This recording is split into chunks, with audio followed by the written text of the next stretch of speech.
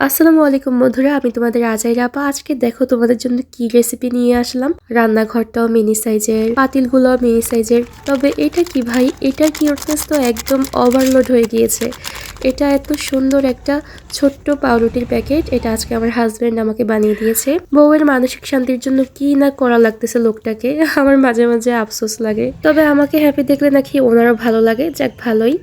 তো আজকে আমি এটা দিয়ে বানাবো ডিম পাউরুটি। আমি এটা কাটবো না কি করবো আসলে ভেবে পাচ্ছিলাম না। এটা এত কিউট, মানে এটা কিউটনেস একদম অন্য লেভেলের ছিল। তো এখন আমি তাওয়া বসিয়ে দিয়েছি, তারপরে তাওয়া গরম হওয়ার পর দিয়ে দিচ্ছি পরিমাণ মতো তেল। এখন এখানে আমি এগুলোকে একটা একটা করে ভেজে নিব। তাওয়ার মধ্যে প্রথমে একটু ডিম ছড়িয়ে দিয়ে তারপরে উপরে পাউরুটি দিয়ে দিলাম, তারপরে আবার ডিম দিয়ে পাউরুটিটাকে কভার করে ভালো করে ভেজে নিব। এই প্রসেসে আমি সবগুলো ভেজে নিব। আমি তো সবসময় রান্নার ন্যাচারাল সাউন্ড ভিডিওতে রাখতে পছন্দ করি, এগুলো আমি কাটি না। আজকে কি হয়েছে জানো, আজকে রাস্তার উপরে কয়েকজন এমনভাবে ঝগড়া লাগছে, ওদের ঝগড়া শুনে আমি হাসতে হাসতে শেষ।